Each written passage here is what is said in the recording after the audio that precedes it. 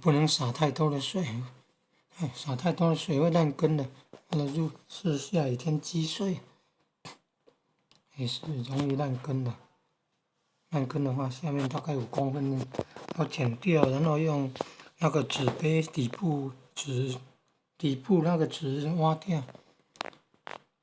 然后放土火龙果放枝条放进去加土，大概4、5天以后才能浇水，1个月以后才会生根，然后慢慢会接到地面去了。是参考其他的影片的。烂根的话，那个枝条就会很扁了，或者变黄。另外还有影片看到那个有红斑、黄斑烂掉的，那个叫溃疡，长出来火龙果也是有斑，也好像枯干的那个斑呢。价格会少很多呢，少一半以上呢，所以拯救的方法就是要有那个看到红斑的就要剪掉了，枝条有看到红斑的就要剪掉，有的严重的话一大片的，像那个皮肤病一大片的那个叫荨麻疹、湿疹，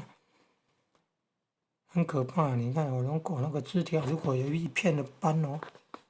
那个溃疡症哦，那个是有菌的，有溃疡菌那。或者是有结痂，好像说烂过后结痂了干掉，那个也是要剪掉，说那里面有藏很多的菌丝，一到下雨后还会再长出来的。然后就是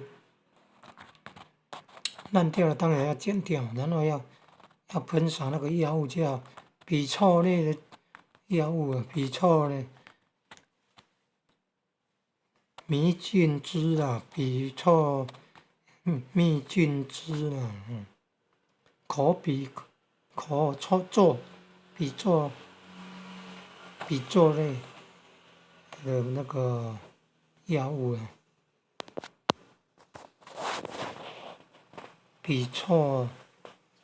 迷好像做猜谜的迷菌，好像是细菌那个菌，汁就是左边那个油，子丑寅卯辰巳午未申酉戌亥那个酉，然后右边一个子，圣子那个子，吡唑，有边读边啊，吡唑好像是第一声哦，吡唑迷菌之后的吡唑蜜，好像是蜂蜜的蜜还是密密麻麻的蜜菌汁，这2种药物会吸到那个果肉里面，会把那个菌给消灭掉的。用对药啊，治疗那个溃疡症啊。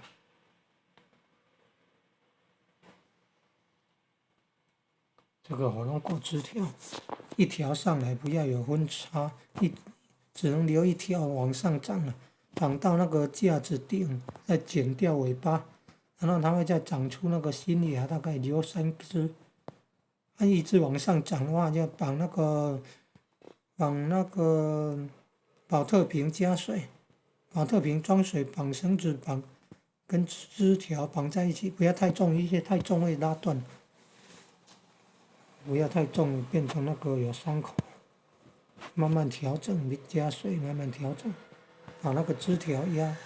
向下，好像做园艺那个，把枝条压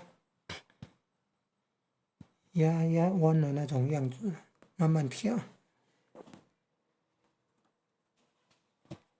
然后如果要生果，要开花结果的话，尾巴都要剪掉，